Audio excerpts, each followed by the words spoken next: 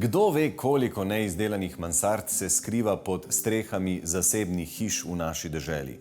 Mnoge med njimi bi lahko postale prijazen dom, namesto da se v njih nabirata odvečna krama in prah. Kjer v hiši vladajo zdravi odnosi, je izkoriščeno nekdanje podstrešje lahko tudi dobrodošel povezovalni element za vse hišne prebivalce. Predvsem pa lahko tam nastane nekaj takole dobrega.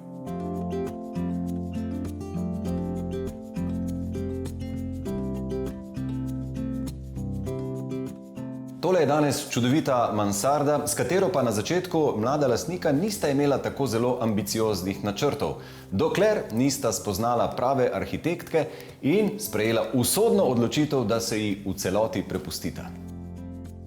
Hišo na Dolenjskem so zgradili pred pol stoletja in do pred kratkim je bilo podstrešje prazno.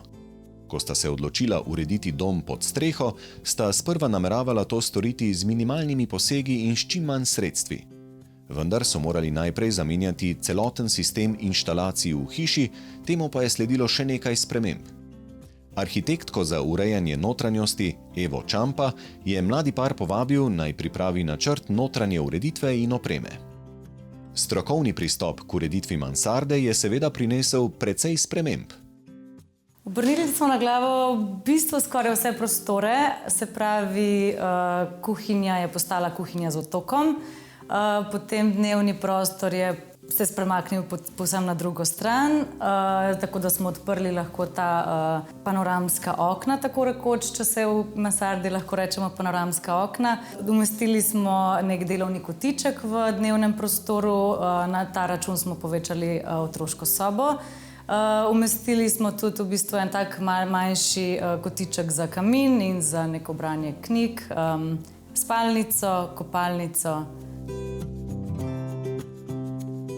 Ena od posebnosti mansarde je torej nekakšna mini terasa z velikim oknom.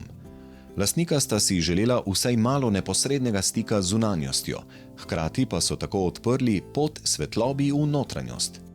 Ker je terasa pokrita, lahko na njej uživajo v vsakem vremenu.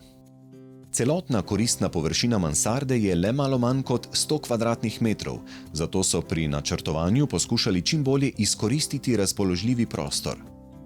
Arhitektka je kopalnico kar se da racionalno uredila in premišljeno razporedila keramične obloge na stenah. Nekako smo želeli napraviti ravnovesje v prostoru, to pomeni malo večji formati na eni strani in na drugi strani mozaik. To pa zato, ker so v bistvu v osnovi keramika zelo enostavna, zelo neupadljivih barv, skratka zelo, bom rekla, osnovnega barvnega spektra, zato je bilo potrebno narediti nek kontrast oziroma neko ravnovesje med dimenzijami in teksturami keramike. Kakšno je bilo osnovno vodilo pri izbiri barv in materialov, ker se mi zdi, da je povsod prisotno res velike prefinjenosti? Načeloma smo tukaj izhajali iz barve oken, se pravi stavbnega pohištva. Barva oken je beljen macesen, torej smo potem nadaljevali tudi s parketom, to je beljen hrast. Hkrati smo tudi potem na enak barvni ton pobarvali tudi škarje, obstoječe škarje samega objekta. Kot protivtež smo dodali karakter prostoru z furnirjem oreha, tako da v bistvu ti dve barvi lepo nekako funkcionirata in dodali to sivo bež barvo, ki lepo vse skupaj poveže. Hkrati pa tudi vidimo, ne vem, preoblečene stole v bolj živahne, bolj intenzivne barve in to lepo v bistvu mogoče malo dvigne to osnovo samega prostora. Ob vstopu v osrednji prostor na levi opazimo elegantno steno, za katero se skriva marsikaj. Tako, to je v bistvu obloga, ki je bila pa sprva namenjena, da smo zakrili vse tehnične zadeve. To pomeni elektroomaro, omaro za talno gretje, klimo in v bistvu hkrati, ko smo to potegnili v prostor 40 cm, smo dobili tudi omaro za dodatno shranjevanje in lepo v bistvu v linijo poravnali vsa vrata. In potem je tukaj še spalnica. Kako ste si jo zamislili? Spalnica se navezuje na celotni prostor, se pravi izbrani tekstili in izbran furnir, pač se nadaljujejo tudi v spalnem delu.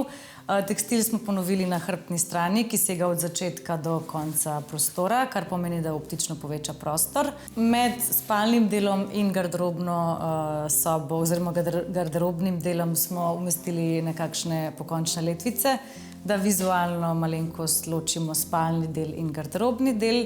Ozadje je tudi osvetljeno, tako da v bistvu prostor še malenkost poveča in ga malo, bom rekla, dvigne, glede na to, da je postelja postavljena prav pod nivo mansardnega dela. Ne more pa človek mimo tegale res pompoznega svetila. Kako ste prišli do njega?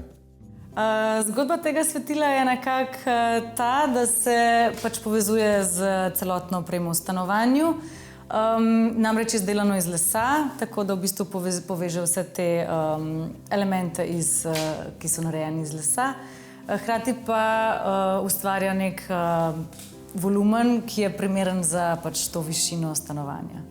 In zdi se, da eno posebno vlogo igra tudi tekstil s svojimi vzorci v tem stanovanju. Ja, tekstil lepo poveže nekako vse materiale, izbrani kosi, kot so furnir, kamen, ga mogoče malo mehčajo vse te zadeve in se hkrati vlečejo tudi po vseh prostorih, se pravi od prenovljenih stolov, kot smo jih že omenili, izbranega tekstila na sedežni garnituri, potem v spalnici in vse te zadeve bi rekla, da se med seboj lepo povežejo. Eva, v čem vi vidite specifiko oblikovanja mansardnega prostora? V čem je oblikovati tak prostor drugače kot običajen prostor? Mansarda od običajnega prostora se razlikuje predvsem po tem, da je potrebno ves čas paziti na višine. Se pravi, stojna višina, to pomeni, da v delu, kjer človek lahko normalno stoji in opravlja delo, naprimer delovni pult je umeščen pod strešno okno, da dosežemo še višjo višino. Tuš kabina je umeščena v del, kjer človek lahko povsem normalno stoji. In mogoče tale delovni kotiček je umeščen tik pod kolenčni zid, kjer človek večinoma sedi in je ta višina primerna za delo. Ampak na koncu predvidevam, da sta lastnika vesela, da sta vam zaupala, da sta se pustila voditi. Ja, užitek je sodelovati z naročniki, ki se te v celoti prepustijo in praktično iz projekta, kakor je bil narejen, nastane prečudovito stanovanje. Tudi če je kakšen evro več treba na koncu odšteti, kot si najprej mislil, da bo še, ne? Jaz bi rekla, da ja. Se splača, seveda, ja.